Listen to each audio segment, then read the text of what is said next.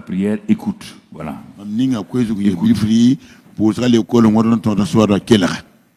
Je vais te dire deux choses avant de commencer. Première chose, les disciples de Jésus sont venus à lui. Ils étaient au sérieux. Et il y a eu leur porte-parole qui a posé la question à Jésus.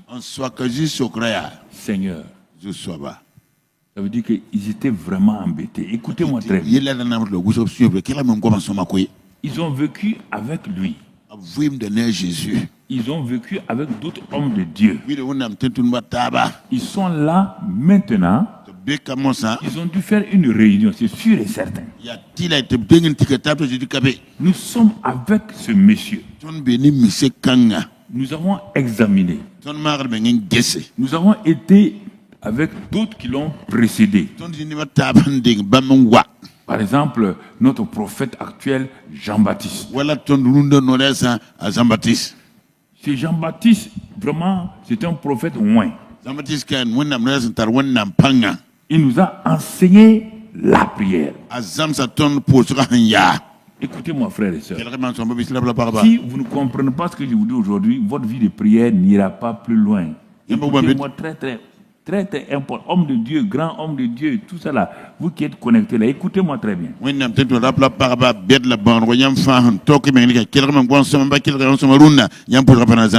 Ceux qui vont poser la question à Jésus ne sont pas des païens. Ce ne sont pas des enfants. Ce sont des juifs. Postérité d'Abraham. Ils ont déjà vu beaucoup de choses se passer. Mais alors pourquoi ne vous demandez pas pourquoi sont-ils venus à Jésus et le porte-parole a dit Seigneur, enseigne-nous. Pourquoi ont-ils utilisé ce verbe? Je vous ai dit, quand vous lisez la Bible, laissez le Saint-Esprit vous parler. Ils n'ont pas dit, donc, apprends-nous à réciter une prière. Ils disent, enseigne-nous. L'enseignement, ça veut dire ce que ça veut dire. Tu as eu enseignement en électricité, en informatique, ce n'est pas une affaire qui passe comme ça.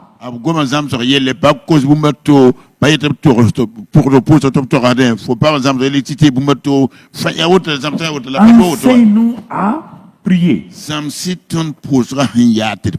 Pourquoi? Parce que nous avons assisté à l'enseignement de celui qui t'a dévancé, qui t'a présenté, Jean-Baptiste.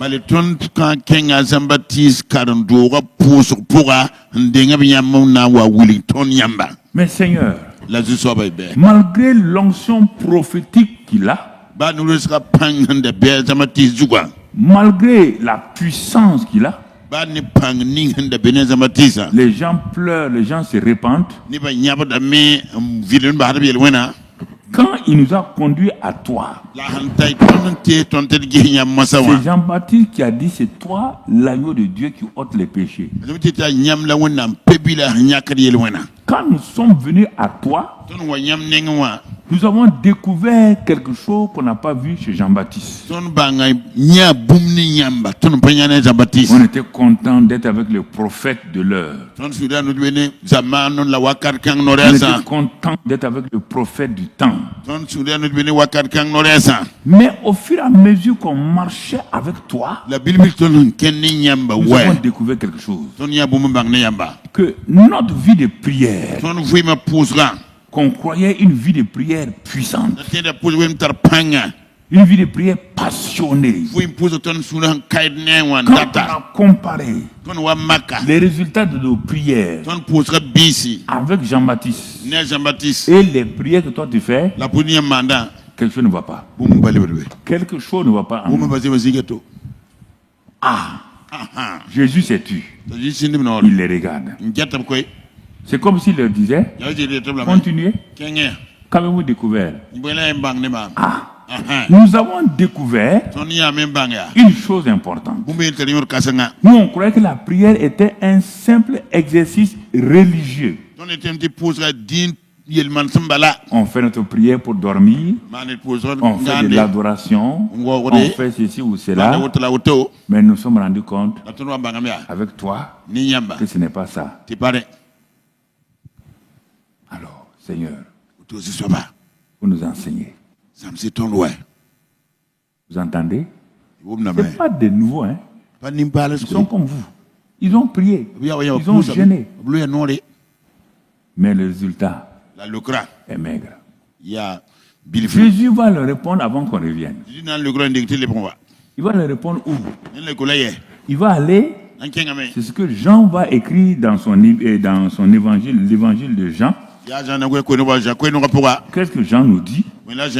Jean nous dit dans son évangile, chapitre 16, là. Voilà ce qu'il nous dit à la réponse de ce que les disciples ont demandé. Regardez très bien. Il dit ceci. Il dit, vous donc aussi, vous êtes maintenant dans la tristesse. Jean 16, verset 22, si vous voulez noter, je vais le lire après. Jean 16, 22. Vous donc aussi, vous êtes maintenant dans la tristesse. Mais je vous reverrai et votre cœur se réjouira et lui de vous ravira votre joie.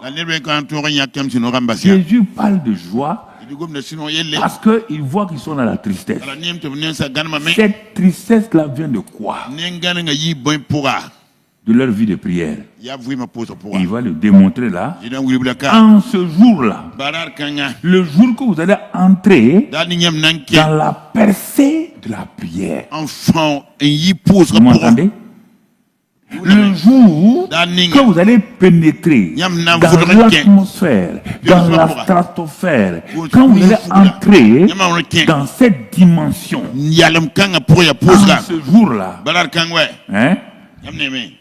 Vous ne m'interrogez plus sur rien. Ça, c'est la prière. Vous n'allez pas m'interroger. Vous n'allez pas interroger le pasteur. Vous n'allez pas interroger un prophète. Non. Même moi là, vous n'allez pas m'interroger. Pourquoi? Parce que je n'ai pas le temps aujourd'hui. Il y a plusieurs éléments. Comme moi je suis avec vous, je vous conseille là.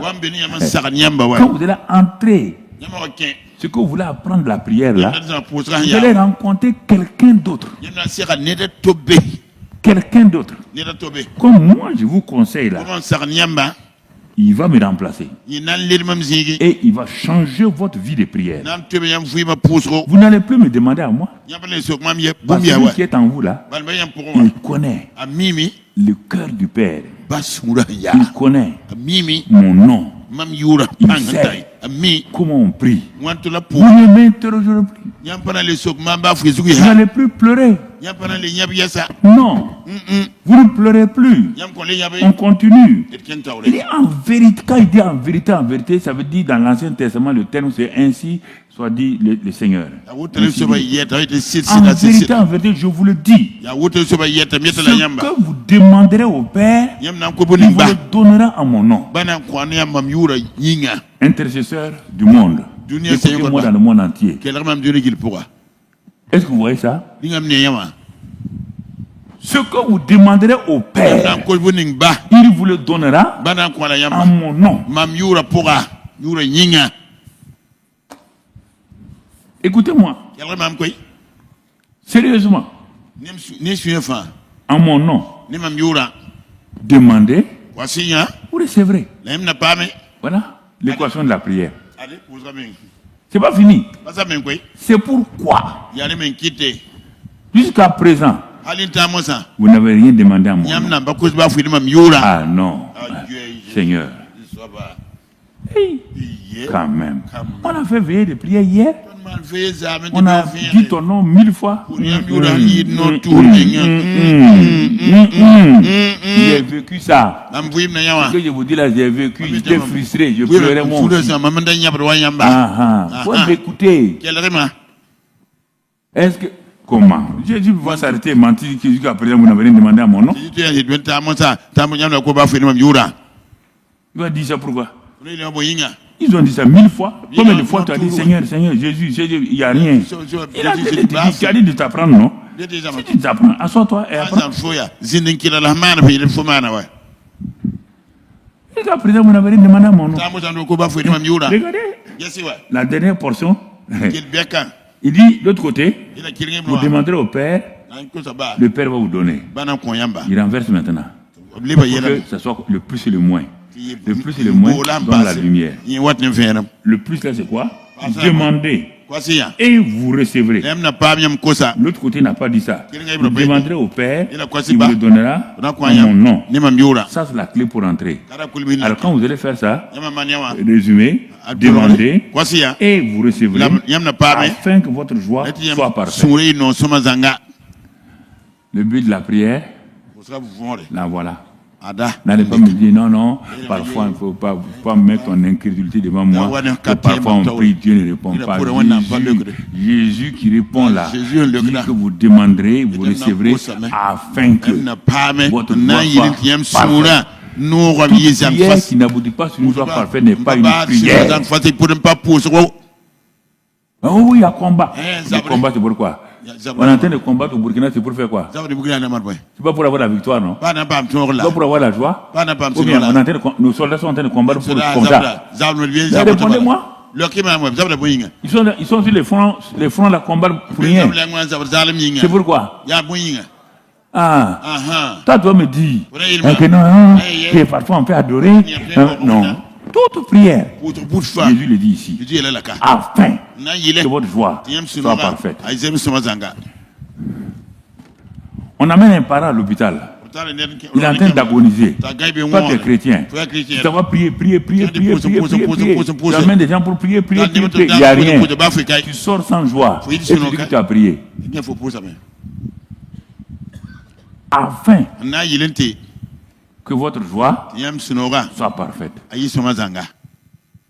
Bon. Déjà, ça c'est l'introduction même de la prière à l'école des conquérants vainqueurs. Si tu veux aller évangéliser, il faut que tu aies ce résultat. C'est une question d'argent, ta joie doit être parfaite. Il ne faut pas tourner. Qu'est-ce qui fait que les chrétiens se battent et ils font des choses? C'est parce que leur foi n'est pas parfaite.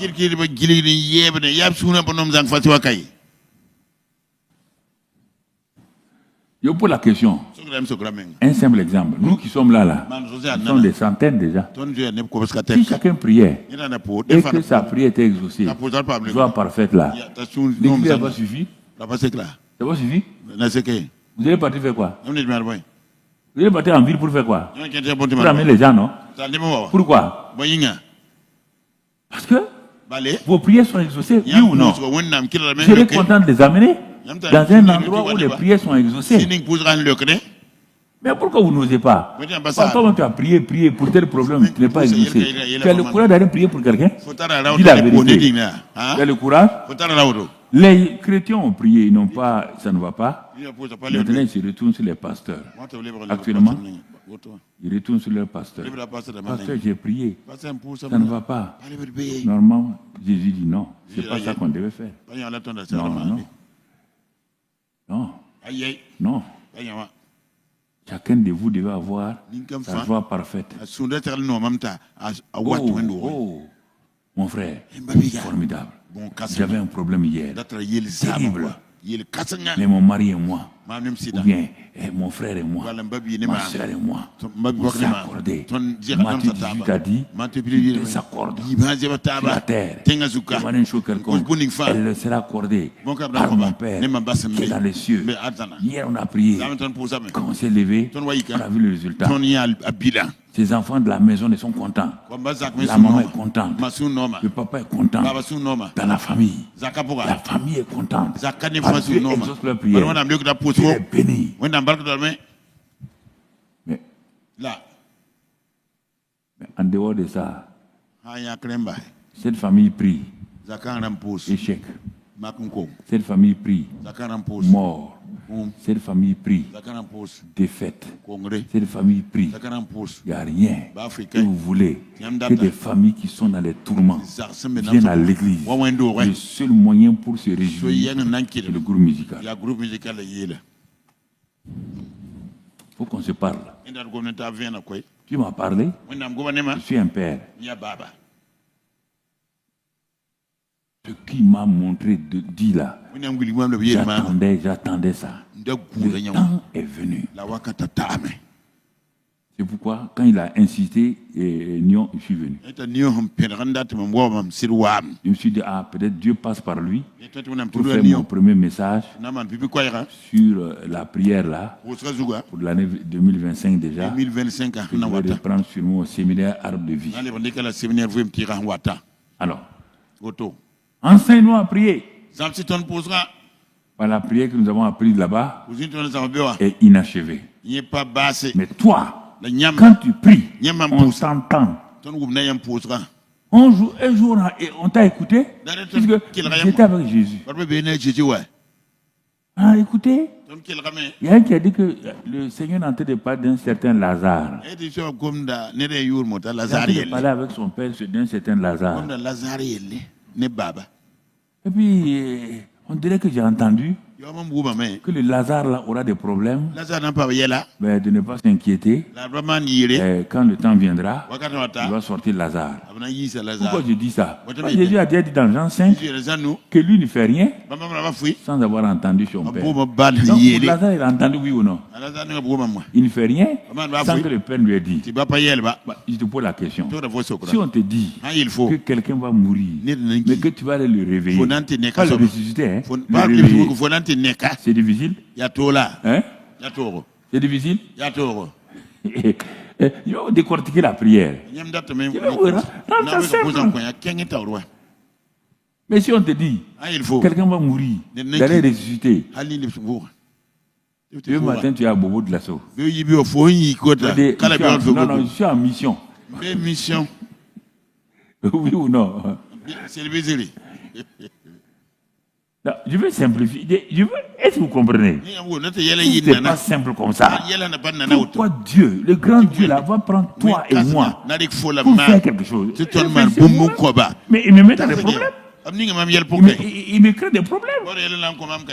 Est-ce que Dieu crée des problèmes aux gens? Donc, ça veut dire qu'on n'a pas compris ce qu'il veut faire. Il n'y a rien de mauvais, on n'a pas compris. Vous dites, j'ai pas compris. C'est ça qu'ils ont dit. On n'a pas compris, on n'a pas réussi.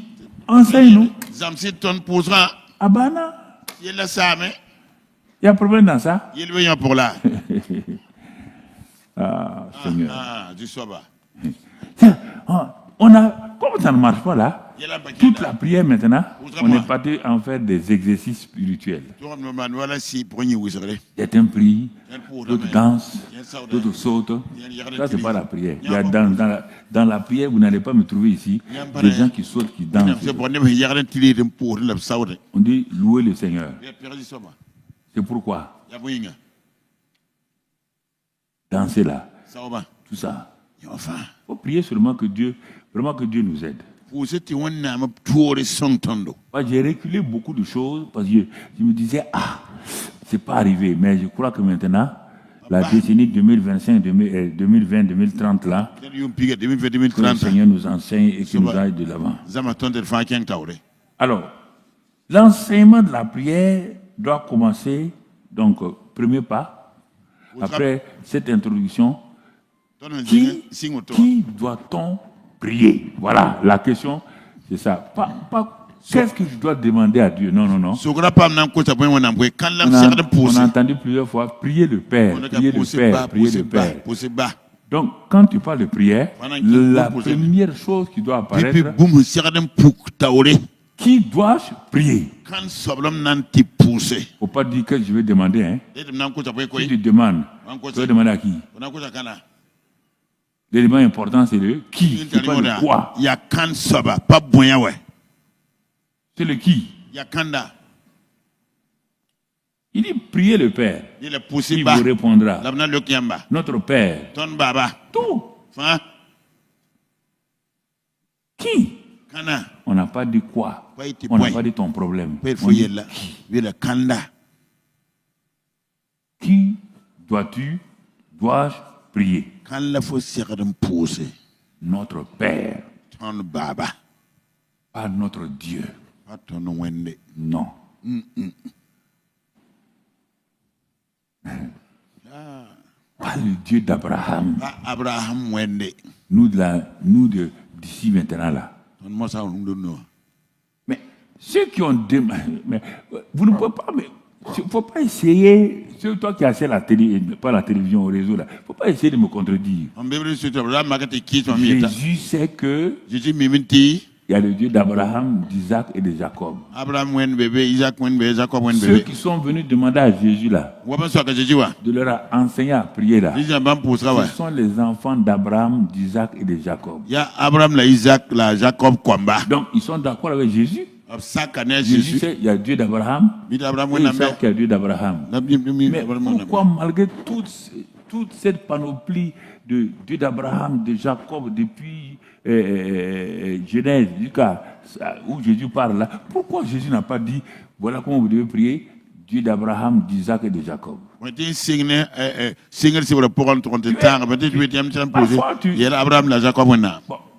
Et or, on te dit notre Père, toi tu continues encore, toute chaque fois que tu ouvres ta bouche, Dieu d'Abraham, d'Isaac et de Jacob. Dieu d'Abraham, tu n'es pas... Il y a des gens qui ne donnent pas la prière parce qu'ils vont me répéter une formule qui ne marche pas.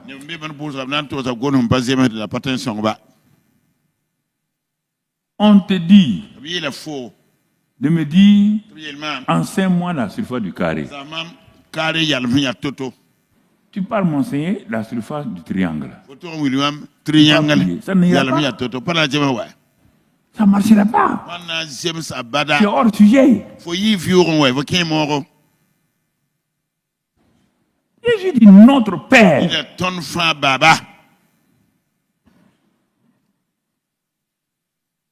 Notre Père qui est aux cieux.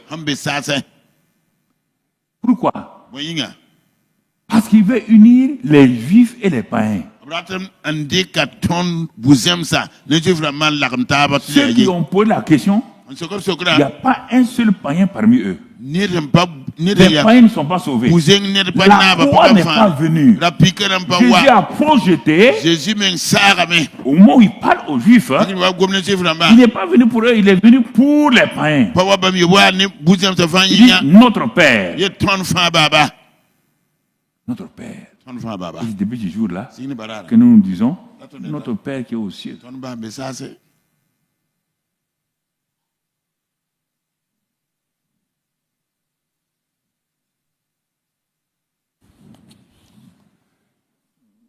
Père est différent de Dieu.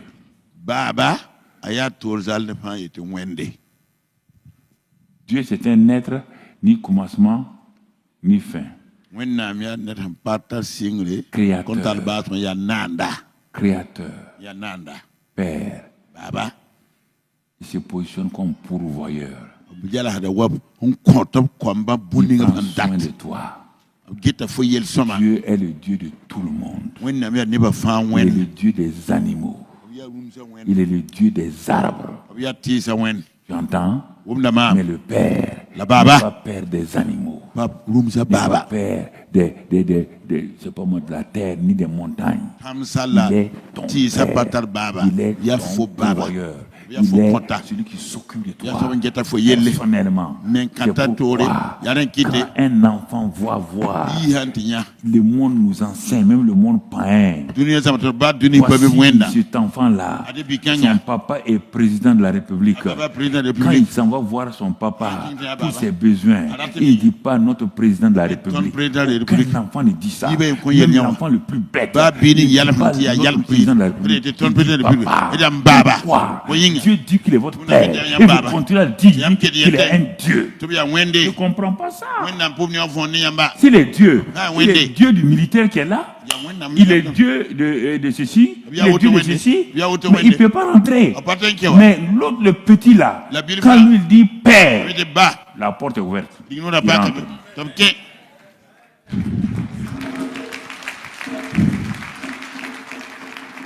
La porte est ouverte et puis il fait quoi? On peut l'interdire. Il va te dire, hey, ça c'est ma maison. Est-ce qu'il a menti? Est-ce que le garde-corps peut dire c'est ma maison?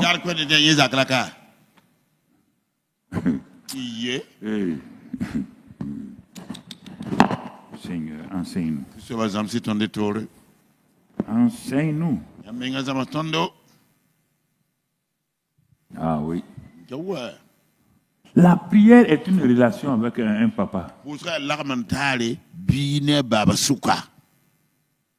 Une relation avec un papa. C'est pas la force crier. On a tous fait ça. On a crié, sauté, on a roulé. On a vu que toute une nuit de prière, de veillée, la plupart du temps, nous sommes sortis avec des migraines. Et on s'en va dormir vite pour nous calmer. Il ne faut pas me dire des théories. Faut arrêter, mais pourtant quoi? Pourtant quoi? Qui doit-on prier? Notre Père. C'est vrai, il est notre Père. Il est Dieu en même temps. Il a plusieurs prénoms composés. Mais quand c'est toi, c'est notre Père, mon Père. Jésus a dit qu'il va sur son Père et notre Père. Oui ou non? C'est quand il a fini de dire notre Père, votre Père, il dit notre Dieu maintenant.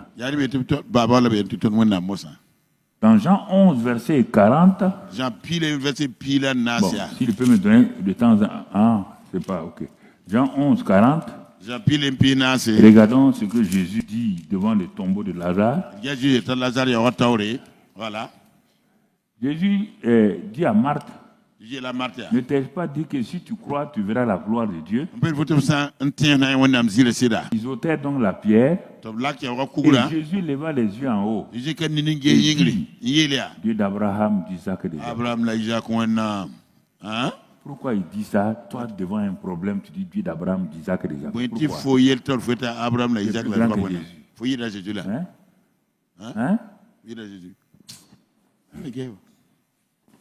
Ou bien c'est la tradition.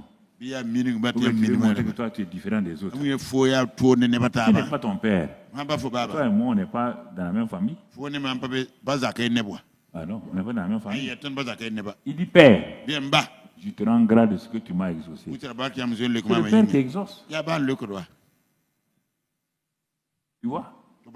Qui doit-on prier? Ça doit être clair. Dans ce... Tu vois, ici, là, quand il dit père, là, dans leur langage, c'est Abba, c'est-à-dire qu'il appelle papa. Les premiers noms les premiers éléments qu'un bébé connaît, c'est papa, maman, c'est pas autre chose. Voilà.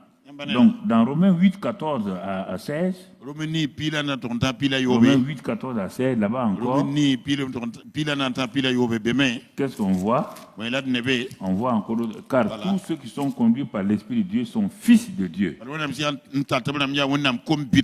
Donc, quand on dit fils de Dieu, c'est-à-dire qu'il y a un père. Quand on parle enfant ou fils, c'est toujours par rapport à un père. Fils de Dieu. Et qu'est-ce qu'ils font? La suite là, 15 et 16. Et vous n'avez point reçu un esprit de servitude pour être encore dans la crainte. Mais vous avez reçu un esprit d'adoption par lequel nous crions quoi? Abba. Si on te met sur ça, tu veux tous aller dire Dieu d'Abraham, d'Isaac et de Jacob. Il n'y a pas de problème. Tu es libre. Hein? On peut dire tout. Non, on ne peut pas dire tout. Les disciples ont dit, enseigne-nous. Il a dit notre Père. Toi, tu veux me dire, toi, tu es né quand? Tu es né en 90. 1990. Toi, tu veux venir changer la Bible. Hein? Tu es brave, hein? Tu es très brave. Donc, tu vois ici. Donc, Père. Bon. Et un père, le Dieu général là, c'est le monde entier. Mais un père s'intéresse à sa famille personnelle. Quand tu sais que c'est un père, c'est-à-dire qu'il y a une relation entre toi et lui. Pourquoi? Dans Jean 17, verset 22, regarde ce qu'il te dit, Jean 17, verset 22. Et voilà. Jésus qui parle à son Père. Je leur ai donné la gloire que tu m'as donnée.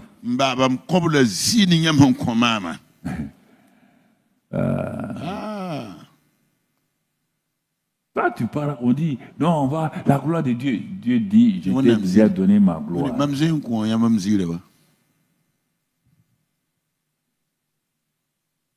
Afin. Il a donné la gloire pourquoi? Afin qu'il soit un comme nous sommes un. Ok. Bon, on va aller vite un peu. Moi en eux, et toi en moi.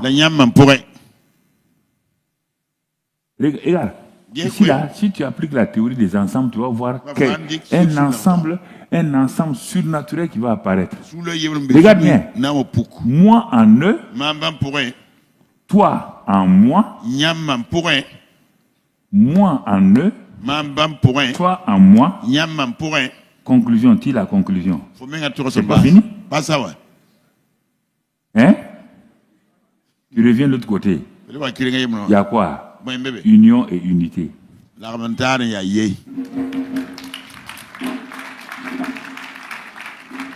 La suite. Afin, tu vois bien, qu'il soit parfaitement quoi? Ah? C'est ça qui est la fondation de la prière, oui. Et que le monde connaisse.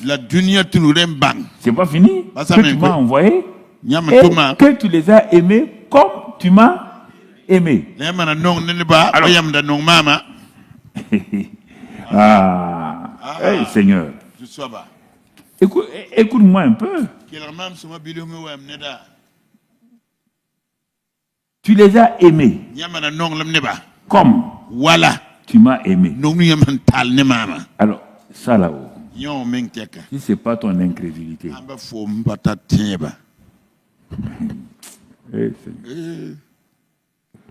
Jésus, est-ce que Jésus ment? Hein?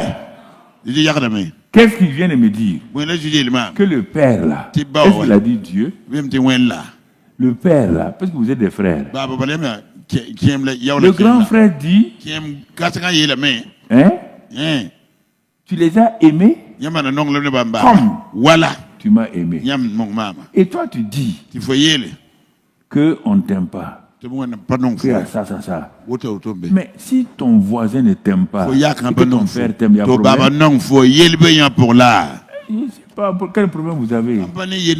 Pourquoi vous avez des problèmes avec les autres et je ne comprends pas. Tu sors de la maison. Ton papa tape ta tête comme ça, un peu, il dit, ah, petit, je t'aime beaucoup. Hein? Ouh, mon petit, tout ça là, tu sors. Et puis tu t'envoies. Tu sors. La voisine, la sorcière là. Dès que tu sors, il dit, ta tête plate comme ça là. Et c'est ça qui va te décourager. Par rapport aux paroles de ton père. Mais c'est ça que vous faites, vous me dites ça. Vous me regardez comme ça. Le papa dit que je vous aime. Dieu a tant aimé le monde. Pour vous montrer qu'il a aimé le monde, il n'a pas épargné son fils. Romains 8:32, il l'a donné. Quand tu sors, Satan sait que ton père t'aime.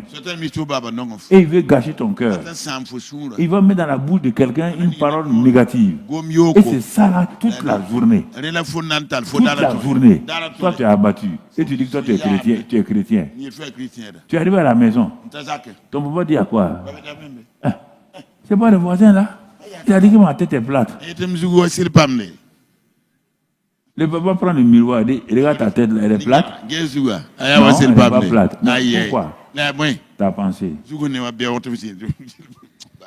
Tu peux aller prier avec une tête plate. C'est pas que tu vas prier. Satan dit ta tête plate. Tu peux prier. Voilà. C'est ça l'école de la prière. Si tu n'as pas ce fondement-là, c'est pourquoi à l'école, on apprend d'abord à lire IOA. Après, on continue. Après, on fait grammaire. Avant, on ne fait pas de dictée au CP2. Sauf qu'on donne des choses comme ça. Mais la vraie dictée, c'est CM1, CM2. Ils t'ont donné les éléments de base qui vont te permettre de faire la dictée. On va pas prendre un enfant de CP1, commencer à dire, bon, prenez vos bics, vos feuilles, dictée préparée ou dictée quoi. Il ne sait même pas ce que ça veut dire dictée. C'est pourquoi la prière, on doit l'enseigner. C'est pas le fait de rassembler des gens, crier. Moi, bon, on ne peut pas dire, on dit, bon, si tu dis ça, tu critiques les gens. On ne critique pas les gens. Les gars ne savent pas comment prier. Ils ne connaissent pas l'ABC. Tu vois, déjà, il y a ça.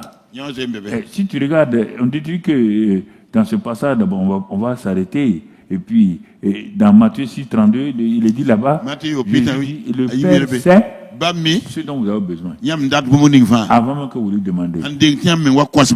Mais il vous dit de prier là. C'est une manière d'être humble devant lui. Simplement. Sinon, il sait ce qu'il veut vous donner. Mais si tu pries là, tu es en train de lui dire que toi, tu t'abaisses, tu le reconnais comme ta seule source. Voilà, c'est simplement ça. Et puisqu'on va reprendre toutes ces choses-là, mais j'ai voulu venir à l'école de la prière choses-là pour que... comment faire alors? Donc, si je dois prier le Père, il me dit que si je prie, Jésus dit que si je prie, j'aurai une joie parfaite. Moi, je veux une joie parfaite. Il m'a dit, pourquoi? Parce qu'il n'est pas peur. La même manière que le Père m'a aimé, c'est la même manière qu'il t'aime. C'est sur Jésus. Oui. Le même amour. Parce que le problème, c'est que bon, on n'a pas été aimé par nos parents beaucoup, c'est pourquoi on doute. C'est pas autre chose. C'est le manque d'amour dans nos maisons là. Que nous avons transmis sur Dieu. Il n'y a pas un qui va dire le contraire ici. J'ai pris une dame en France il y a plusieurs années. Ses parents je suis allé pour prêcher dans le pas de Calais. Donc, ses parents m'ont montré leur fille là, qu'elle elle est rebelle. Elle pratique les choses fille avec fille. Comme son père est homme, elle a commencé à haïr un peu les hommes. Donc tout de suite, elle s'est tournée vers des femmes, les filles. Bon, c'est pas sa faute parce qu'il y a eu des problèmes. Et puis violente et tout. Quand je suis allé prêcher, j'ai fini. Les parents étaient arrêtés avec la voiture de l'autre côté de la route. Donc j'ai vu la fille, elle venait vers moi avec son frère. Aujourd'hui, elle a écrit un livre, hein, de l'enfer au ciel. Elle a écrit un livre, elle m'a envoyé ça. Donc, ce jour-là, quand elle est venue, je l'ai prise. On s'est assis sur un divan là. Et je lui ai dit, elle ne peut pas dire à Dieu Père. Quand tu dis de dire notre Père, Père, elle va dire non. Tu ne peux rien lui faire. À cause de son père. Tu as vu? Donc, je ne sais pas quoi faire. Comme j'étais embarrassé. J'étais embarrassé. Je suis assis sur le divan. Il dit s'asseoir. Puis Dieu m'a donné une pensée. Il lui déposer sa tête sur ton épaule droite. Et de fermer ses yeux. Elle a fermé ses yeux. Moi, j'ai prié en langue pour communiquer la grâce sur elle. Quand j'ai fini un moment, j'ai dit on va prier. Quand j'ai dit encore Père, elle a dit non. À un moment, j'étais découragé. Je ne sais pas quoi faire. Non, c'est sérieux. À l'intérieur, elle a rejeté l'image de Père. Elle ne veut pas entendre le mot Père. Parce qu'elle a souffert des irrégularité de son père à son niveau. Son père l'accuse pour ça, jamais félicite. C'est ça le problème. Quand tu es une maman, tu ne félicites pas ta fille, tu n'encourages pas.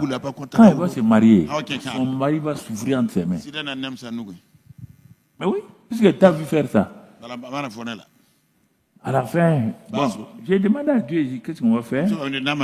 J'ai été obligé de poser ma main maintenant, de dire, de répéter. J'ai pris autorité de répéter. Quand elle a répété, à un moment donné, j'ai vu que c'est même pas moi. C'est la présence de Dieu qui est venue sur elle, qui l'a libérée. Elle a commencé à quitter les filles, de tourner vers nous. Elle s'est mariée à un très bel homme là. Ils sont maintenant à Paris. Elle a fait son témoignage, elle a fait un livre là, qu'elle m'a envoyé. Ce n'est pas le seul cas. J'ai vu plusieurs. Un grand-père, à l'époque, il avait presque un âge comme moi, l'âge que j'ai aujourd'hui. Mais moi, j'étais jeune, j'avais 30 ans. C'était un grand industriel de Paris. Il est venu dans sa ville d'origine.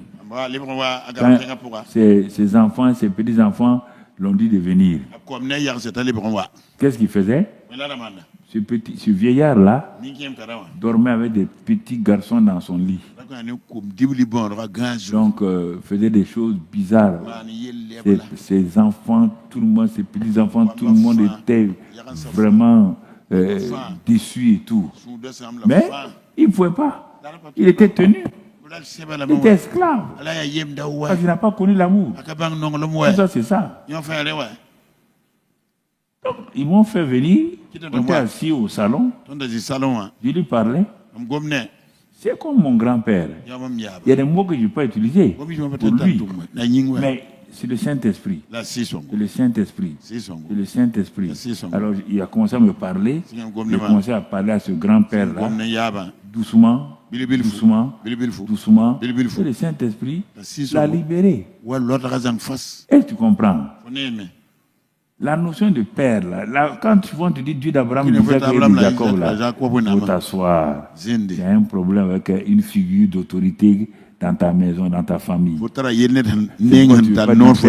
fais semblant comme toi, tu es spirituel. Isaac et Jacob. Sont où? Les trois sont où? Ils sont partis. Tout ça, c'est la prière. Hein? Si ça, c'est pas réuni, tu n'as pas une atmosphère de prière. Tu as une atmosphère de bruit. Oui, il y a bruit. Il y a beaucoup de bruit, beaucoup de chants. Mais il n'y a pas une atmosphère spirituelle de puissance qui va résoudre les problèmes. Je suis en train de parler de la vie de prière personnelle. Je ne parle pas des prières publiques. Donc Jésus te dit, tu veux que je t'enseigne? La prière, c'est entrer dans son lieu secret. As-tu un lieu secret? Ah, il y a un lieu secret. Ah bon, il y a un secret aussi dans ça. Non, le secret, ce n'est pas un lieu mystique bizarre, non. Un lieu secret, c'est un lieu où tu es en intimité avec celui que tu aimes là, avec qui tu vas partager. Tu dois avoir un lieu secret. Ta vie prière ne peut pas être une vie publique de succès si tu as une vie privée de défaite. Jamais, jamais.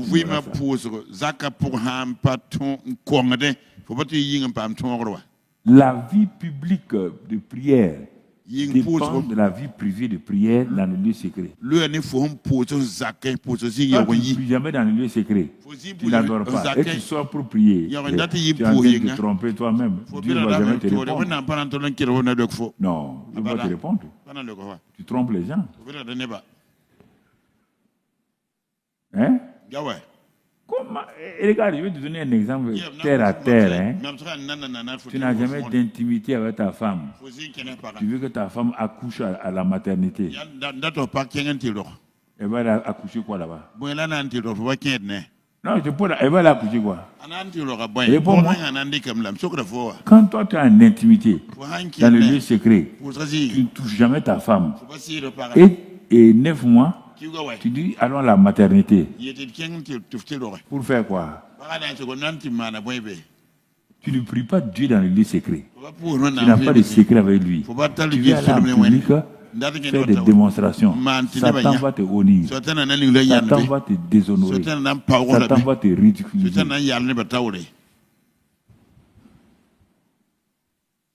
La prière. Tu vois? L'école de la prière. Simple. Ah non. Tu vas aller prier. Tu vas aller prier qui? Tu ne le connais pas. C'est ça. Entre dans le lieu secret. Pourquoi? Parce que Hébreu nous dit, Hébreu 6 nous dit, si tu es dans le lieu secret, il dit, tu vas aller rencontrer qui? Tu vas aller rencontrer Dieu ton Père. Sans la foi, il est impossible de plaire à Dieu. Il faut que celui qui s'approche de Dieu là croit que Dieu est là, dans le secret là, et qu'il le rendra. On ne va pas prier sans savoir qu'on prie qui. Qui on doit prier. On ne va pas aller prier sans savoir qu'il y a un lieu secret de prière où on doit rencontrer Dieu. Et que tu dois savoir qu'il est là, présent, et qu'il t'écoute. Et il va te le rendre. Il va te le rendre. Tu ne peux pas sortir du lieu secret de la prière sans une ferme assurance. Ça n'a pas de sens.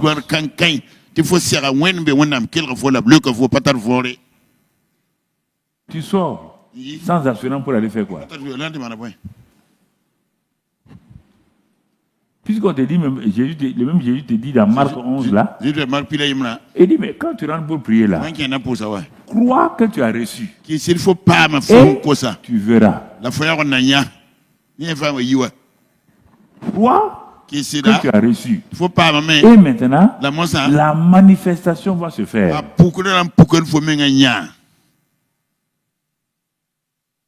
Et vous voyez comment dans Marc 11, 22, il a dit, ayez foi en Dieu. Et le genre de foi que Dieu a. Quand cette foi est là, d'abord vous pouvez parler à la montagne. Au cas où c'est un cas difficile face à face, tu parles à la montagne. Au cas où c'est pas ça, si c'est demander et recevoir, demande, crois que tu as reçu, et sors, tu verras la manifestation. Donc tu vois. Comment faire? Que faire? Où faire? On est en train d'avancer. Mon ami. Quand il y a ça, il y a une joie. Et la fin de Matthieu, car c'est à toi qu'appartient la puissance, la gloire. Alors, toi tu as eu la joie, Dieu a eu sa part. Tous les deux vous êtes contents. Toi tu sors, tu n'as rien reçu. Dieu n'a pas reçu. Et tu dis que tu as prié. C'est quelle prière tu as fait? Non, mais c'est quelle prière? Dis-moi. Tu sors les mains vides. Tu peux être content? C'est le béaba de la prière comme ça. Bon, je t'ai donné un aspect de la prière, demander et recevoir. Je t'ai donné l'autre aspect extrême pour que tu comprennes. Parce que il me semble que tu es habitué à l'autre aspect extrême là. Même là, je vais te prendre aussi. On va aller dans ça. On a fini avec maintenant la joie parfaite qui vient de demander et de recevoir. On va voir la deuxième partie. On a fini avec la joie parfaite de demander et de recevoir. Tout n'est pas fini, mais je préfère arrêter là. On doit prier quelqu'un qui? Le Père. Non, résume ça, tu vas voir. Deuxième partie de la prière, j'ai voulu prendre les deux extrêmes pour que tu comprennes. Ça, j'ai intitulé, c'est pas demander et recevoir. J'ai intitulé la bataille de prière. La prière peut être une bataille, un vrai combat. Ça, c'est un autre aspect. Or, la plupart des chrétiens d'aujourd'hui sont dans cet aspect-là. Je te pose la question. Tu prends un civil, tu mets un fusil dans sa main, d'aller au front. C'est que tu veux le tuer. Tu veux le tuer. Tu comprends? La bataille, le combat, le corps à corps. Combat, la prière, du conquérant vainqueur. Lisons dans le, si tu peux nous aider, Cantique des Cantiques 6, verset 10. On va présenter d'abord le conquérant vainqueur. Cantique des Cantiques 6, 10. Cantique des Cantiques. Regardons ce qu'il est dit là-bas. Et au verset 10, c'est ça que j'ai dit, qui est celle qui apparaît comme l'aurore, belle comme la lune. Mais on commence, tu vois, on présente le conquérant vainqueur, voilà, elle est belle, tout ça. Là. Écoute, voilà la suite. Pure comme le soleil. Mais terrible comme des troupes sous leur quoi? Terrible comme des troupes sous leur bannière. Le conquérant vainqueur, c'est un homme d'amour. Quand il est au milieu de ses frères et sœurs, il y a des bonnes relations, il pardonne, il pratique l'amour. Mais maintenant, brusquement, tu vois cet homme ou cette femme-là, tout change en lui. Tout change en elle. Et tu découvres une troupe, des commandos habillés qui sont là. Donc, le conquérant vainqueur a deux éléments. L'amour de Dieu et l'équipement pour combattre donc l'adversaire. Lisons dans Genèse 49. Regardons un conquérant vainqueur. C'est pourquoi on le décrit dans Genèse 49, 8 à 10. On parle d'un des enfants de Jacob qui s'appelle Judas. Regardons-le. Il ressemble à ce qui est décrit dans Cantique des Cantiques par Salomon. Genèse 49, verset 8. Il dit Judas, tu recevras les hommages de tes frères. Ta main sera sur la nuque de tes ennemis. Les filles de ton père se prosterneront devant toi. On continue. Judas, tu es un jeune lion. Il revient du carnage. Mon fils, il ploie les genoux. Il se couche comme un lion, comme une lionne qui le fera lever. Voilà comment on te présente le conquérant vainqueur. Dans le livre de Cantique, et dans ce passage-là. Alors, ça c'est le conquérant vainqueur sur les fronts. Les différents fronts. Donc tu vois, il a sa vie personnelle qu'on a vu dans la première partie. Quand il a des besoins pour sa famille, il demande, il reçoit. Donc tu vois, ça c'est sa vie de prière personnelle. Il est épanoui dans cette vie-là.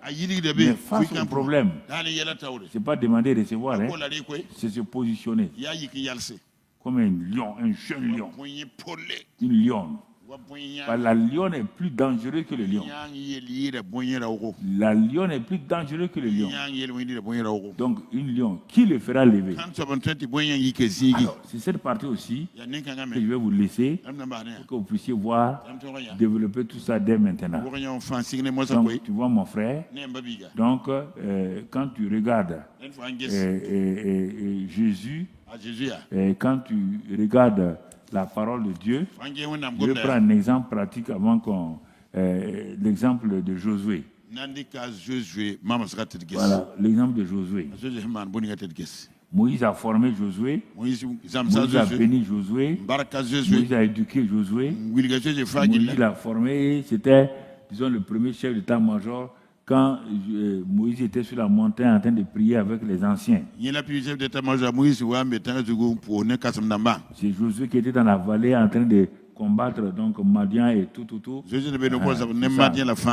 Voilà.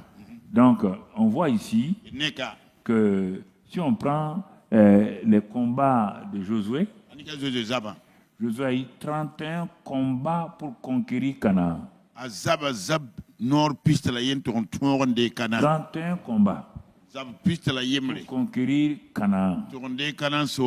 Bon, on va voir le premier combat. C'est important. La première chose importante. C'est pourquoi j'ai dit je vais vous amener, Dieu voulant, dans le chiffre 1, le chiffre 2, le chiffre 7. Et puis le chiffre 8 qui est un nouveau commencement. On va voir tout cela par la grâce de Dieu. C'est que Dieu nous conduise en tout. Donc on prend Josué 6. Et on regarde attentivement ce passage. Et même on pouvait lire d'abord Josué 5, verset 13. Josué était arrêté, il y a deux. Quand Josué était arrêté devant Jéricho, il y a deux choses qui se présentent à Josué. Tu vois? Bon, qu'est-ce qu'il a vu d'abord? Il a vu ceci. Comme Josué était près de Jéricho, il leva les yeux et regarda. Ah. Nous, on commence Josué 6. Non, Dieu commence Josué 5. Avant, bon, allons Josué 6.1 maintenant. Chapitre au verset 6.1. Et là-bas, il est dit, Jéricho était quoi? Fermé et barricadé devant les enfants d'Israël. Bien aimés, jeunes gens, voici un conquérant vainqueur. Il s'en va pour s'emparer du territoire que Dieu lui a déjà donné. Mais il est aussi dans le naturel, comme toi et moi. Il a des yeux, des oreilles, il a aussi des émotions, des sentiments. On inclut ça dans l'affaire. Hein? Pas jouer au champion. Il n'y a pas de champion ici. Il est arrêté, il voit deux dimensions. Deux dimensions. La dimension naturelle, qui est là, la dimension surnaturelle. Mais comme Dieu sait que Josué était un homme de la même nature que nous, comme Dieu l'a dit que Élie était un homme de la même nature que nous, avec les mêmes passions, les mêmes peurs, les mêmes choses,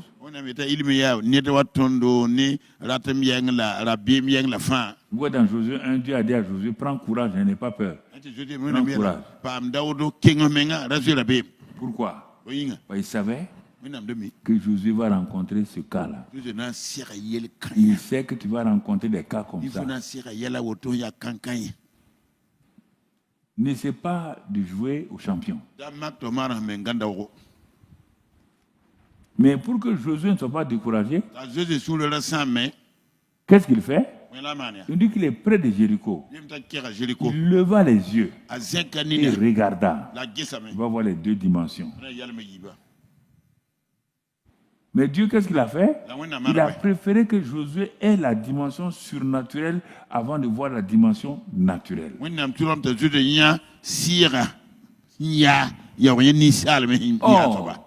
Nous tous sans exception, on a d'abord prêché la dimension naturelle en laissant de côté la dimension surnaturelle. Et les messages étaient faussés. La dimension surnaturelle, c'est quoi? Le monsieur est devant Jéricho. Il lève les yeux, il regarde. Dieu lui présente quoi? Il dit, voici un homme. Se tenait devant lui, son épée nue dans la main. Il était déjà armé. Il alla vers lui et lui dit, es-tu des nôtres ou de nos ennemis? La réponse est importante. L'homme répondit non. Je ne suis d'un côté ou de l'autre, je ne suis pas. Mais je suis le chef de l'armée de l'Éternel. C'est le Saint-Esprit, ce n'est pas Jésus. Hein, c'est Jésus. Ce n'est pas un ange. Je suis le chef, pas un chef. Le chef de l'armée de l'Éternel. Je vous pose la question. Vous êtes devant une situation. Le ciel vous envoie un homme comme ça. Vous tremblez encore? Hein? Si vous n'avez pas rencontré Dieu dans le lieu secret, ce que je viens de dire là, Matthieu 6, comment vas-tu que les murailles de tes Jéricho tombent? Ça va tomber comment? Tu n'as pas reçu d'ordre. Tu n'as pas reçu de révélation. Non, tu n'as rien reçu. Puisqu'on te dit courage. Il t'a dit courage. Courage, ça veut dire qu'il sait que tu as peur. Parfois, il faut dire à Dieu, j'ai peur, donne-moi ton courage.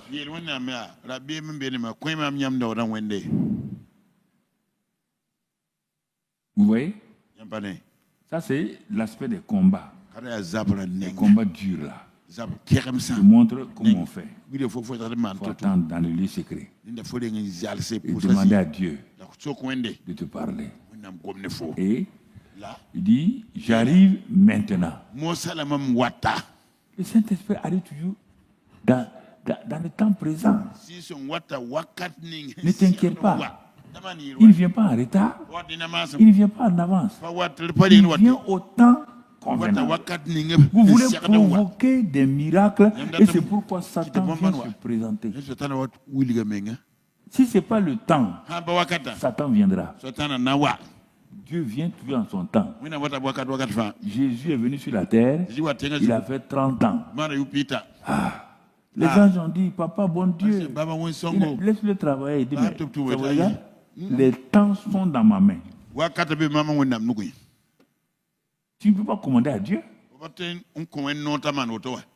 Les temps sont dans sa main. Il est dit au temps convenable. Dieu a envoyé son fils. Paul dit au temps convenable.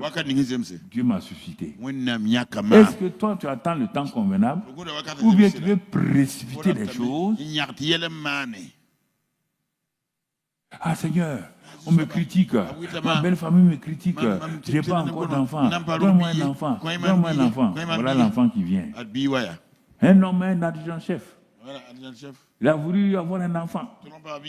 Un enfant. Dieu donne-moi un enfant. Dieu donne-moi un enfant. Dieu donne-moi un enfant. À la fin, quelqu'un lui dit, bon, il faut aller, il y a les collines qui sont vers la route du Ghana là. Il faut aller parler là-bas. Aux montagnes, ils vont te donner un enfant.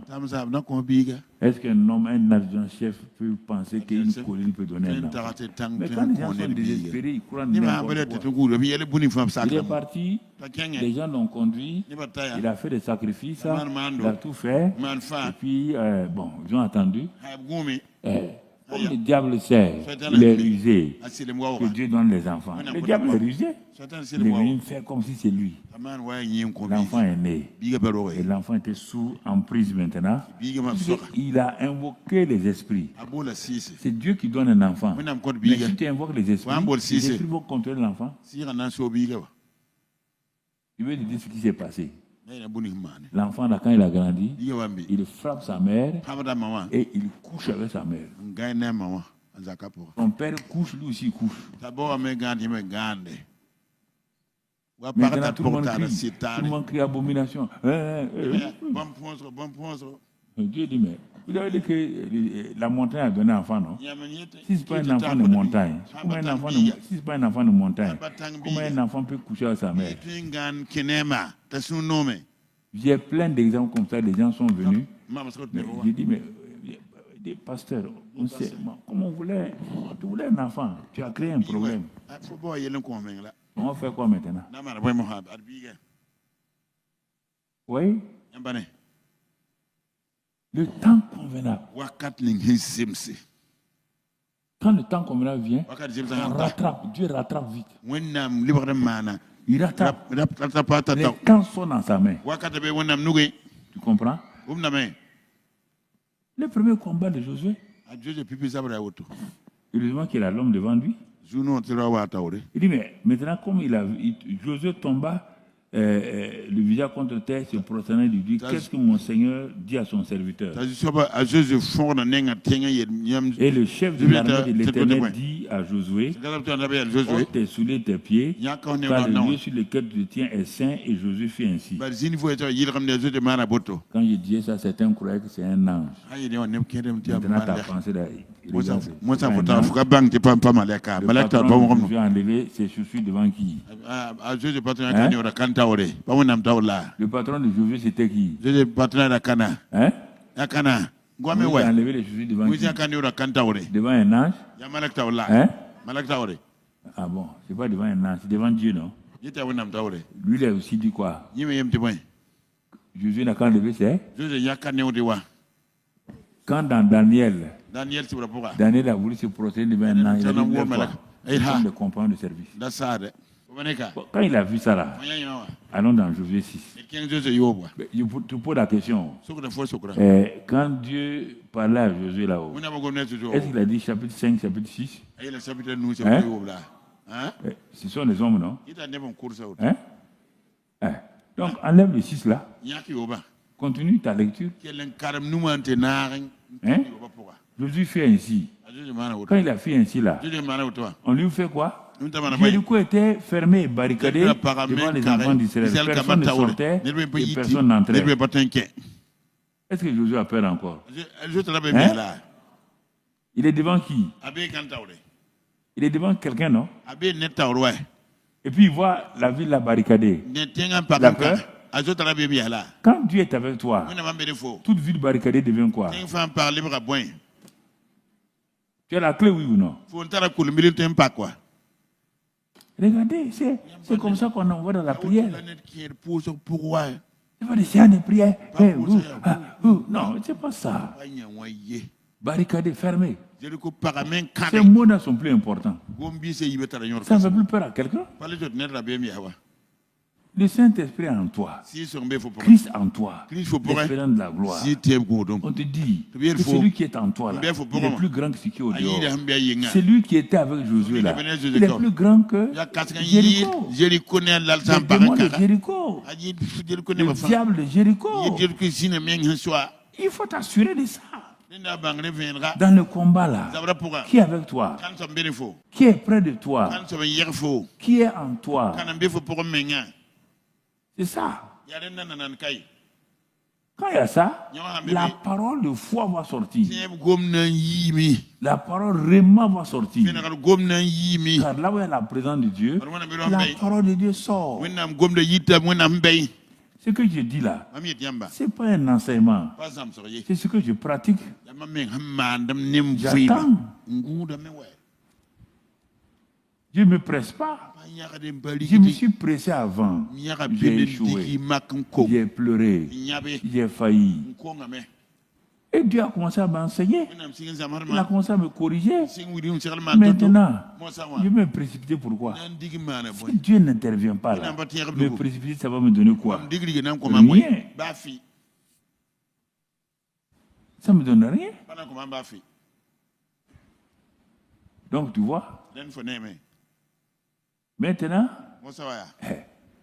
il dit, regarde la phrase. Non seulement il est là, on dit maintenant, écoutez, regardez le nouveau mot qui apparaît. Donne-moi, il est dit, écoutez, bon, ok. Il est écrit comme verset 13 là. Donne-moi le verset 13. Est-ce que tu peux superposer les deux versets, c'était pour qu'on voit. Parce que quand les gens lisent la Bible, ils ne comprennent pas. Là où il est écrit, voici un homme se tenait debout devant lui. Josué 5, verset 13. Un homme se tenait debout devant Josué. Bon. De l'autre côté, tu enlèves les choses, tu mets là-bas, dans l'autre côté là, Josué 6, verset 2. Regarde bien, on te dit un homme. Non. Dans la préparation, on dit un homme. Dans le chapitre 6, verset 2, l'Éternel dit à Josué. Est-ce que le premier homme est parti puis un deuxième homme est venu?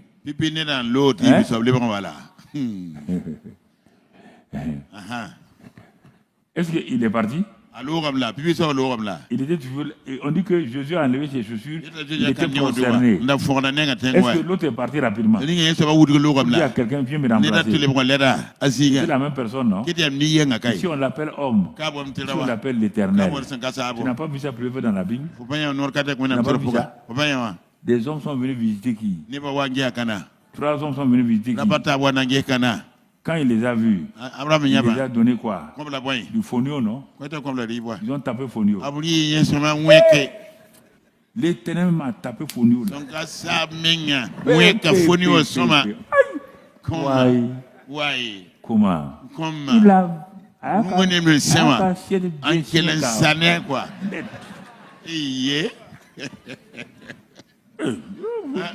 c'est un père. Pourquoi vous voulez même vous compliquer la vie là? Mais quand Abraham l'a regardé, quand il a dit bon, on va partir, merci de nous avoir accueillis, vraiment que sois béni. Hein? Les deux sont partis. C'est lui du milieu là. Regardez l'acuité, même avant que ce... Quand il a vu les 3 venir là, quand Abraham est parti, qu'est-ce qu'il a fait? Il s'est prosterné devant qui? Celui du milieu là. Quand les autres sont partis, celui du milieu n'est pas resté. Et il a commencé à découvrir Dieu, plus, non plus dans la dimension humaine, mais dans la dimension divine. C'est ça. Quand on commence à découvrir Dieu, c'est simple. Jésus était un homme. Non, attends. Continue. Maintenant, il dit à Abraham, est-ce que je veux cacher quelque chose à Abraham? Moi, Dieu là, je ne veux pas cacher quelque chose à Abraham. Parce qu'Abraham sera mon ami. Ah, il est important. Regarde-le. Au fur et à mesure qu'Abraham découvre qui est celui qui était là, maintenant quand il va dire plus tard, prends ton enfant, va aller et sacrifier, est-ce qu'Abraham a eu peur?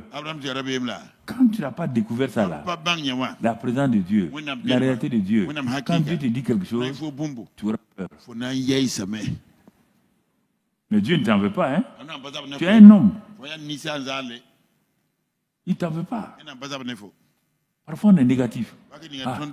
Donc, non. Il faut dire à Dieu que tu as peur. Que tu n'as pas compris. Parle-lui. C'est ton père. Tu comprends?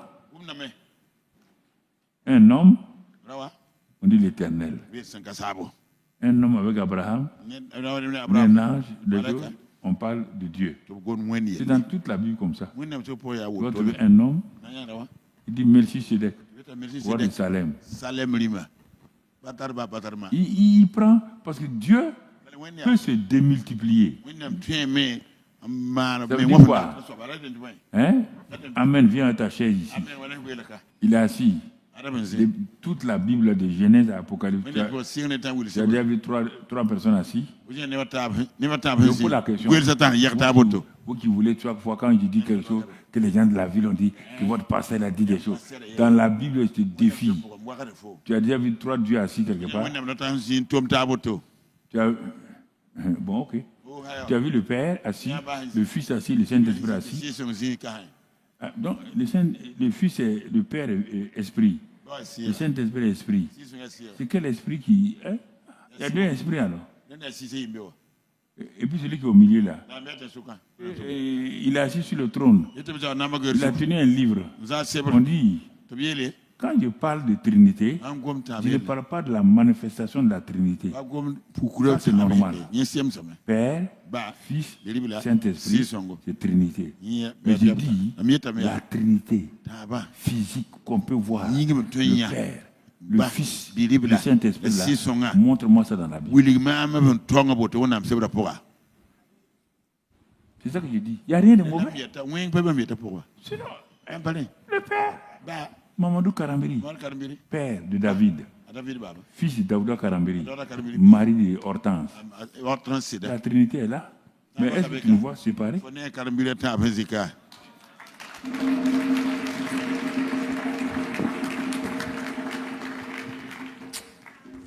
Je ne comprends pas.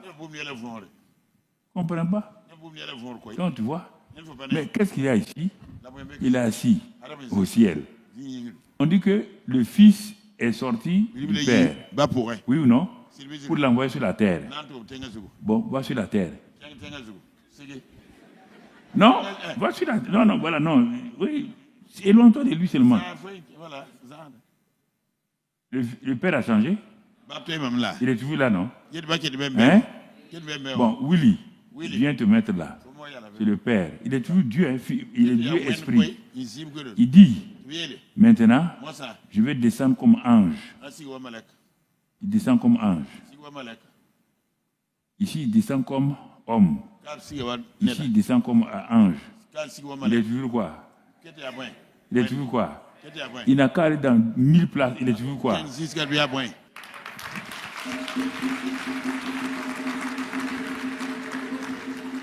Il est toujours Dieu.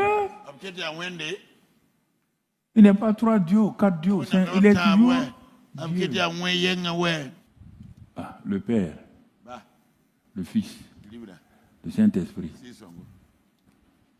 Le Père est esprit. Dieu est. Le Saint-Esprit est. Le Fils était esprit, non? Il est descendu pour devenir chair. Ah, c'est ça que je dis là. Je veux comprendre ça. Est-ce qu'il y a un problème? Si tu m'expliques ça là, il n'y a aucun problème. C'est pourquoi je dis, si tu arrives à m'expliquer ça là, que c'est dans la Bible comme ça, toi tu as déjà vu les trois là comme ça, tu les as vus, moi je démissionne. C'est ça que je dis. Il n'y a rien de mauvais. Il n'y a rien de mauvais dans ça. Viens me montrer. Donne-moi le verset. Sinon, du point de vue théologique, doctrine là, il n'y a pas de problème. Les gens ont raison. Moi je dis, pratique. Vu que les Juifs ont un problème avec ça, oui ou non? Les Juifs ont un problème avec ça, oui ou non? Toutes les religions ont un problème avec ça, là, oui ou non? C'est ça que je dis là. Moi-même là, pasteur là, j'ai un problème avec ça. Quand j'ai commencé à prier là, on dit de prier le Père. Quand j'ai fini, Satan me dit, et le Fils. Je partais prier le Fils. Quand j'ai fini, il dit, et le Saint-Esprit. Donc il passait mon temps à me tourmenter. Père, Fils, Saint-Esprit. C'est ça. Ce sont mes luttes là que j'ai dit que c'est simplement ça. On est sur la bataille, Josué. Bon. Maintenant, on va terminer par là parce qu'on va donner ça, ces choses-là, plus tard. Donc, qu'est-ce qu'il a dit? Je reviens, faites le tour de la ville, vous tous les hommes de guerre. Faites une fois le tour de la ville. Il fera ainsi pendant 6 jours. 7 sacrificateurs porteront devant l'arche 7 trompettes retentissantes. Le 7e jour, vous ferez 7 fois le tour de la ville et les sacrificateurs sonneront des trompettes. Quand ils sonneront de la corne retentissante, quand vous entendrez le son de la trompette, le peuple poussera de grands cris, alors la muraille de la ville s'écroulera et le peuple montera, chacun devant soi. Donc, vous voyez, frère? Donc, verset 8 et verset 7, il dit au peuple, marchez, faites le tour de la ville, et que les hommes armés passent devant l'arche de l'Éternel.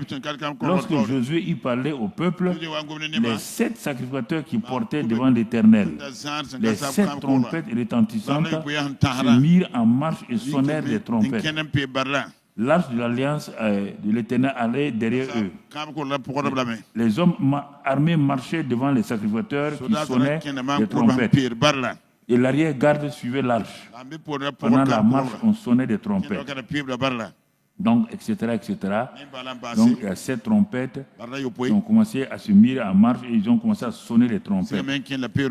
Ce sont dans cette dans cette bataille-là, que les 7 trompettes-là, qui ont été sonnées là, je vous donne les noms rapidement, on va s'arrêter, on va voir plus tard ces choses-là. Je voulais donc, la première trompette a sonné, les premiers cris les premières trompettes ont sonné. Quand tu regardes dans la Bible ici, quand tu regardes ça, ça s'appelle Yada. Le premier cri s'appelle Yada. Yada. Voilà. Donc, c'est ce premier-là. Donc, quand tu vois ça, ça correspond au psaume 7, je crois, 17. 17, si je m'abuse. Ce sont des cris de louange, de foi. Ensuite, le deuxième, quand le deuxième a sonné, donc le deuxième cri, son de trompette là s'appelle Toda. T-O-D-A-H. T-O-D-A-H. Donc le premier Yada là, Y-A-D-A-H. Ensuite, troisième trompette, son de trompette, Allah, Alal. C'est H-A-L-A-H. Voilà. Bon, Toda là, c'est le psaume 100 que vous connaissez, verset 4. Psaume 100, verset 4. Toda là. Allah là. Attention, hein. Quand il dit, c'est H-A. L-A-H. Psaume 22, 22. Psaume 22, 22. Bon, ici, c'est le verset 23, parce qu'il y a les psaumes là sont décalés. Si tu prends le 22 ici, on dit sauve-moi la gueule du lion. Non, c'est le verset 23 ici. Je publierai ton nom parmi mes frères et je te célébrerai au milieu de l'assemblée. C'est ça donc, Allah, la psaume 22, verset 23. Et même l'autre, le psaume 100, qu'on parle de Toda là, parce que les psaumes là, parfois c'est décalé. Je vais vérifier. 100, verset 4. Entrez dans ses portes avec des louanges, dans ses parvis avec des cantiques. Célébrez-le, bénissez son nom. Les 7 trompettes là, c'est des louanges, des cris de louanges. Puisque on va voir que dans le psaume 22 plus tard, que Dieu habite dans la quoi? Dans la louange de son peuple. Mais son peuple qui est en marche. Bon. Quatrième, c'est Barak. Quatrième, c'est Barak. Psaume 72, verset 19. Béni soit à jamais son nom glorieux, que toute la terre soit remplie de sa gloire.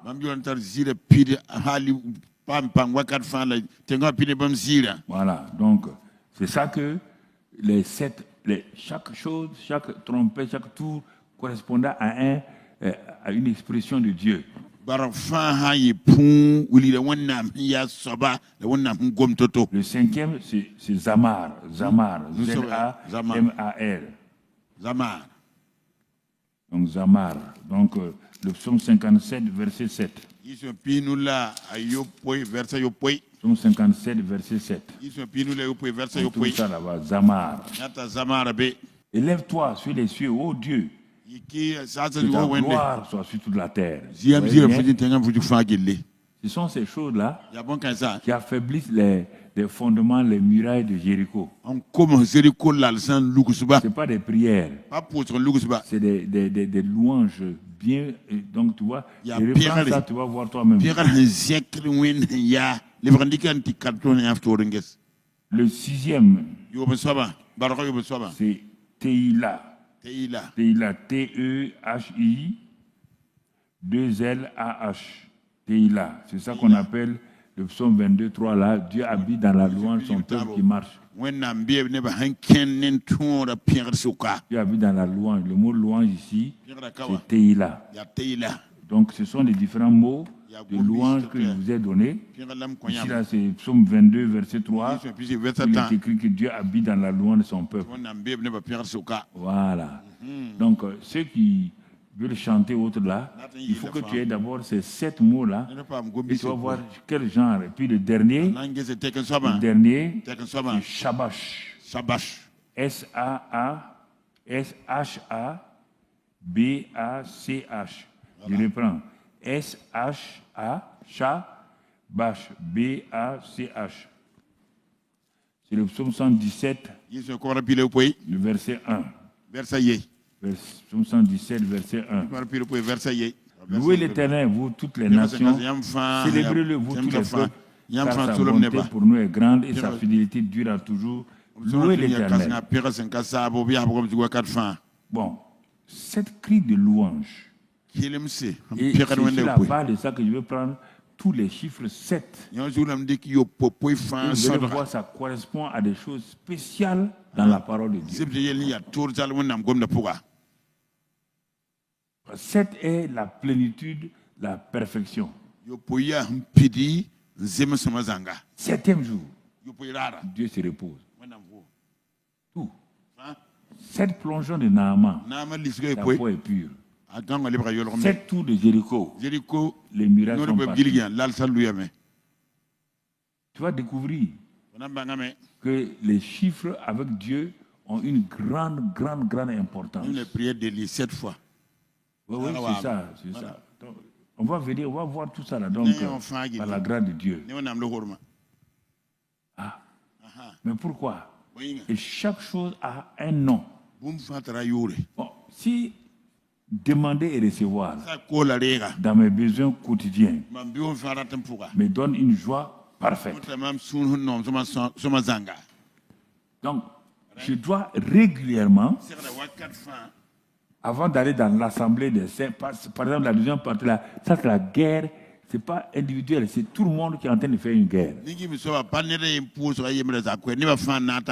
la première partie que je vous ai donnée là, demandez et recevoir là, il faut vous entraîner dans ça. Ça c'est votre vie personnelle. Tant que vous n'aurez pas de victoire dans ça, les combats vous allez les perdre. Vous ne pouvez pas combattre. Un civil ne peut pas combattre quelqu'un de armé si déjà même qu'on vient de frapper devant ses enfants.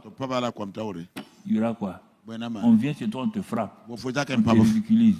Tu vas aller sur quel combat? Ce que je vous ai dit là, c'est si simple. Ce que je vous ai dit de la première partie là, retenez, vous devez toujours savoir que quand vous priez, vous vous tenez devant le Père céleste. Pas devant Dieu, simplement, pas El Shaddai. Tu peux prier El Shaddai. Quand tu dis El Shaddai, c'est le Dieu tout suffisant. Il est suffisant dans quoi? Dans ta vie. Quand les gens demandent que Dieu contrôle tout, si Dieu contrôlait tout là, est-ce qu'il y aura problème ici? Hein? Pourquoi vous mentez comme ça? Dieu contrôle tout quoi? Dieu ne contrôle rien. Dieu t'a donné à toi, il dit veille sur toi-même. Il n'a pas dit que tu contrôles quelque chose. Il ne faut pas prendre des phrases villageoises comme ça et puis dire. Donc tu vois, quand j'ai vu que les combats que je menais, ça ne marche pas, Dieu me dit retourne. D'abord, maîtrise ta vie personnelle. Apprends. Quand il te manque quelque chose, demande et reçois. Il dit retourne. Écoutez-moi. Qu'est-ce qu'il dit? Il dit si méchant. On ne veut pas le BAB. Si méchant comme vous l'êtes. Si vous savez donner. Si vous savez donner. Alors, je me suis assis. Je me dis, il y a plusieurs niveaux de la prière. Il y a la prière des petits-enfants, il y a la prière des jeunes gens, il y a la prière des pères. Les petits-enfants ne peuvent pas, même chez toi, ton fils aîné ne te demande pas des choses comme le dernier. Et pourquoi chez moi vous voulez... C'est comme si Dieu était tourmenté. Chez vous. Votre petit enfant là, une seule phrase, vous comprenez ce qu'il veut. Mais quand l'aîné vient, il dit autre chose. Mais quand vous venez chez moi, vous n'êtes pas grand, Et vous voulez jouer au grand. Vous voulez des tournures, des phrases compliquées. Il dit, mais un bébé exaucé, sa prière exaucée comment? La main sort le sein. C'est pas fini? Est-ce qu'il dit, maman, sein de maman, sors ton sein maintenant. Va laver. Tu as lavé ton sein. Va laver d'abord. Nettoie ça. Prends ma bouche, mets là-dedans. Tu as dit à le bébé faire ça? Je ne comprends pas. Pourquoi vous êtes compliqué? Pourquoi vous êtes compliqué?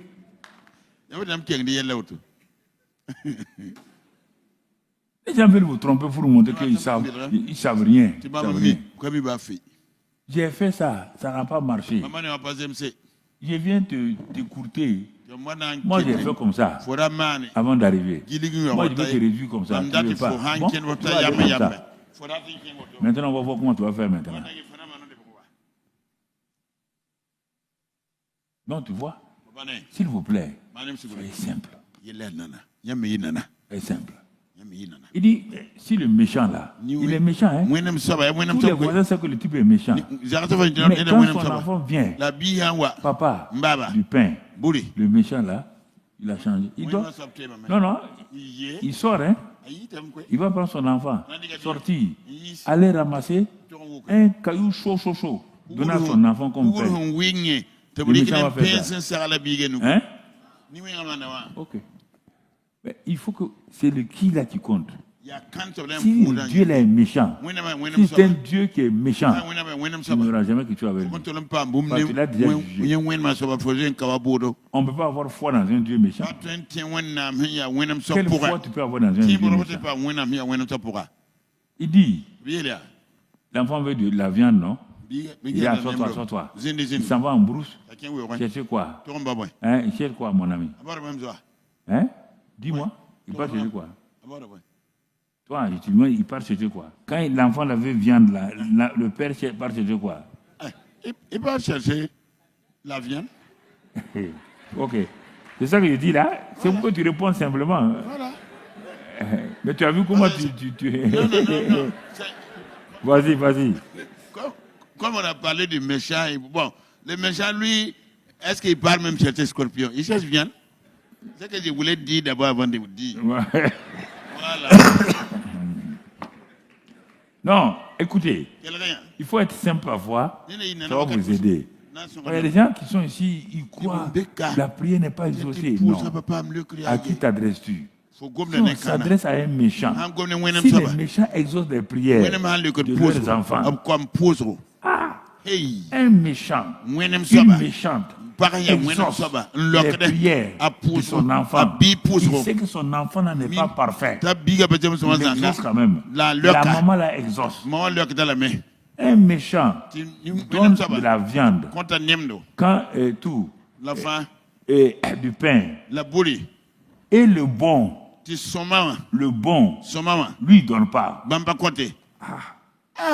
Cette affaire-là, il faut bien réfléchir. Hein? Non, réfléchis. Prends-toi toi-même comme cas. Ne va pas loin. Laisse Dieu tranquille. Prends toi-même comme cas. Tu vas arriver à la maison tout de suite là. L'enfant va courir. Papa, tu as duré. Hein? Maman, tu as duré. Hein? Où étais-tu? Tu vas les taper.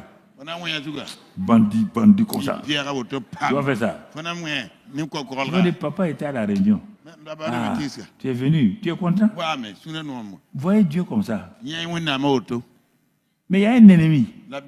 Maintenant, le combat là, on ne joue pas à l'ennemi.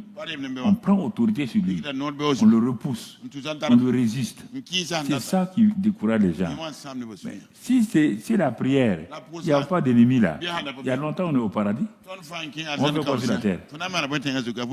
On fait quoi sur la terre? Hein? Ça peut aller? Ça vous a éclairé un peu. Bon, ok.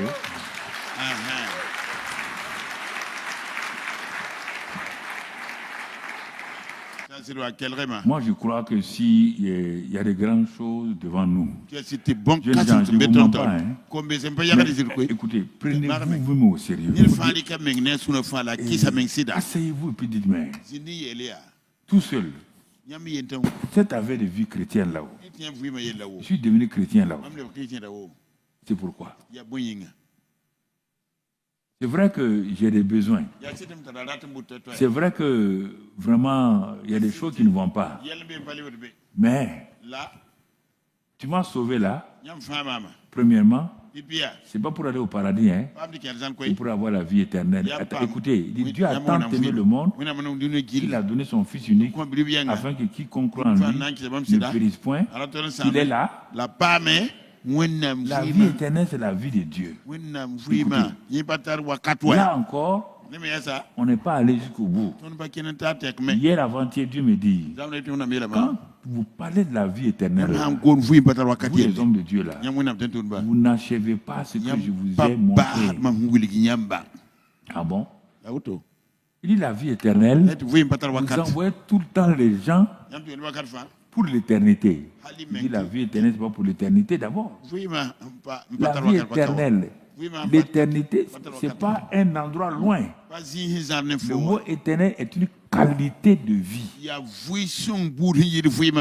Puisque vous êtes mort par le péché, vous êtes mort.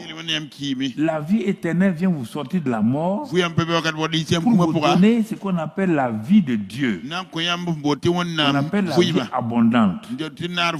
Mais vous vous êtes arrêté, mais j'étais étonné. Tous ces grands hommes du monde là, tout le monde s'est arrêté avec la vie éternelle. À quoi?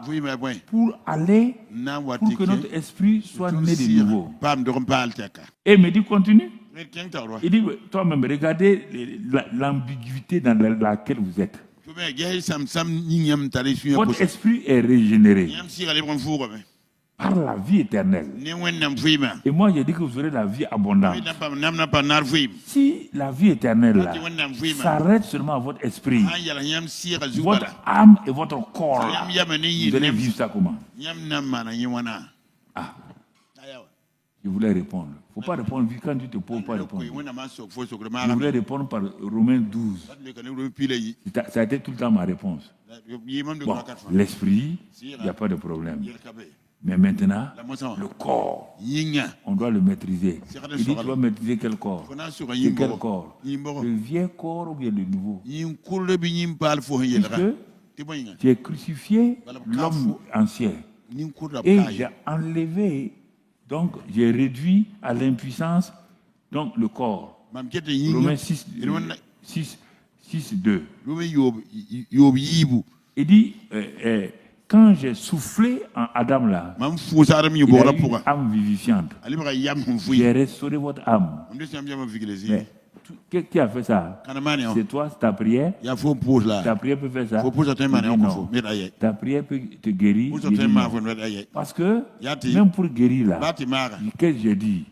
Va dans Romains 8, 11. Si l'esprit de celui qui a ressuscité Christ d'entre les morts est en vous, il donnera la vie à votre corps mortel. Donc, c'est le même Saint-Esprit qui vous a régénéré là, qui a fait de vous donc semblable à Dieu encore. Comme dans le premier élément, qui vous a donné la vie éternelle, le même Saint-Esprit. Quand je dis maintenant, prenez la parole. Mais la parole là, c'est l'épée de qui? C'est l'épée du Saint-Esprit. Romains 12, 2. Soyez transformés, métamorphosés par le renouvellement de l'intelligence. Le Saint-Esprit prend sa parole, Hébreux 4, 12, et il vous travaille. Il vous travaille. Il vous travaille. Il vous travaille. Il ramène vos besoins en relation avec Dieu. Quand il a fini, il va maintenant, quand tu es malade, le même Saint-Esprit, il a ressuscité le corps de Jésus. On n'a pas dit, il a dit le corps. Alors, s'il a ressuscité le corps de Jésus, le même Saint-Esprit là, est en toi, il donne la vie à ton corps mortel. Je me suis repenti. 50 ans j'enseigne. Il vient me bloquer, là, comme un analphabète. Tu veux que je dise quoi? Mais je me suis arrêté. Il dit, hein? Donc on a créé des problèmes aux chrétiens là comme ça. Vous avez dit que l'esprit, c'est le Saint-Esprit. Son âme, son corps, vous dites de sanctifier, de serrer, Va acheter des ceintures, serre ton corps, tu vas voir si va mettre. J'ai levé mes mains, Seigneur. Pardonne-moi. Pardonne-moi. C'est ça que je dis la vérité. Et mes collègues pasteurs disent, tu dis trop la vérité aux chrétiens. Tu veux que je leur dise quoi? Si ça ne va pas, moi, je leur dis. Donc, vous comprenez? Priez seulement pour qu'on aille de l'avant. Écoutez, l'école des conquérants vainqueurs, là, n'allez pas prier pour vos djabas et vos sombala. Dieu vous a déjà donné des djabas et sombala. Priez que le peuple, là, que les gens qui sont là, les gens souffrent. Les gens souffrent. Et Dieu, il a les mains chargées. Chaque fois que les gens prient, il n'y a pas de réponse. Les bénédictions retournent au ciel. Chaque fois, les bénédictions retournent au ciel. Dieu il est frustré. Frustré. On n'arrive pas à donner à ses enfants. Lui, il veut leur donner. Je vous dis la vérité. Si quelqu'un vous dit le contraire, c'est ça. Et moi, je ne veux pas continuer à frustrer le cœur de Dieu. Si vous priez, dites-lui, donne-lui d'écouter ta voix. Donne-lui de ne jamais reculer, de prendre nos besoins au sérieux. Il n'a pas appelé pour... C'est ce qu'il veut avoir au ciel là. Il ne faut pas qu'il gaspille ça. Donc, priez pour que, même si je ne veux pas là, il n'a qu'à m'amener pour que j'obéisse. Parce que sans ça là, on va manquer des choses. Et après on va dire, ça. Je n'ai pas... Les gens ne comprennent pas, hein. Ceux qui nous... que non, il faut souffrir là. Il n'y a pas quelqu'un qui souffre qui va aller dans la joie aux choses. Pas dit ça. Il ne faut pas axer les choses sur le péché. Le vieil homme du péché a été vaincu. Si tu fais ce que tu veux pécher, il n'y a aucune discipline pour arrêter le péché. Il n'y a aucun effort pour arrêter le péché. Par le Saint-Esprit, tu vas arrêter. Pourquoi? Parce qu'il est dit par la justification, la loi de l'esprit de vie m'a affranchi de la loi du péché de la mort. Il faut bien comprendre la parole de Dieu. C'est la loi de l'esprit de vie qui m'a franchi de la loi du péché. Ce n'est pas le fait qu'il dit je ne veux plus voler, je ne veux plus mentir. Personne ne peut faire ça. Moïse a échoué avec ça.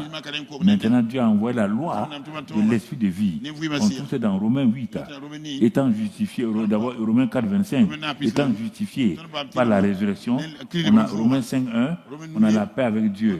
Quand on a la paix avec Dieu, Romains 5, 5, l'amour est répandu dans nos cœurs. Romains 5, 8, Dieu a prouvé son amour envers nous, en ce que lorsque nous étions pécheurs, Christ est mort pour nous. Maintenant, si Christ est mort pour le pécheur, et que nous sommes devenus amis de Dieu, comment il va faire? Il nous conduit encore au fur et à mesure. Romains 5, il nous dit, mais un seul homme a péché, la mort a régné. Un autre homme est venu. Lui, il a obéi, il a amené quoi? La grâce et la justice. Romains 5, 17.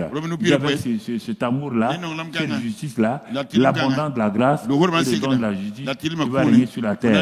Pourquoi? Par le régime de la grâce et par la justification. Il dit, Romains 6, 1, il dit à cause de ça, maintenant comme tu as été crucifié à Christ, tu es mort avec lui, enseveli avec lui par le baptême, tu es ressuscité la nouveauté de vie. Pourquoi? Romains 6, 6, par ton vieil homme a été crucifié avec Christ, et afin que le corps du péché soit réduit à l'impuissance. C'est celui qui est mort, c'est lui du péché. Maintenant, le péché n'est pas dominé. Et il continue. Mon frère, dans Romains toujours 6, et il te montre comment tu vas finir. Et là-bas, il te passe à Romains 7. Maintenant, il laisse le péché. Romains 7, il te montre la loi. Il dit la loi est là. Qu'est-ce qui a empêché Israël? C'est parce que la loi. La loi, c'est un mauvais mari. Tant qu'il n'est pas mort, tu peux abandonner la loi. C'est quand il meurt là que tu peux te remarier. Romains 7. Et c'est pourquoi il crie à la fin de Romains 7. Qui me délivrera de ce corps de mort? La réponse vient. 3 points de suspension, il dit Jésus-Christ. Il attaque Romains 8. Si c'est Jésus-Christ qui attaque, il dit mais si quelqu'un est en Christ, bon, on n'est pas arrivé à 2 Corinthiens 5 là-bas. Il dit que la loi de l'esprit de vie va t'affranchir la loi du péché. Pourquoi? Parce que cette loi-là domine. Il dit mais si tu n'as pas cette loi-là, tu ne peux pas vivre. Et il t'amène à Romains 8, 11. Et il continue à Romains 8, 14. Ce sont ceux qui sont conduits par le Saint-Esprit, qui sont fils de Dieu. Pourquoi? Romains 8, 16. Pourquoi? Il crie.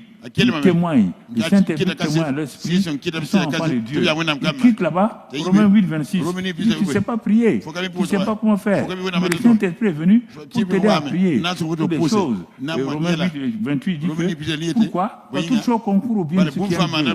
Ils sont appelés selon Dieu. Il les a justifiés, glorifiés, sanctifiés. Romains 8, 32. Lui qui a prouvé son amour envers toi, il te donne cela, te sépare. Qui peut te séparer de l'amour de Dieu? La tribulation, la nudité, la faim, non. Car dans toutes ces choses-là, nous sommes plus que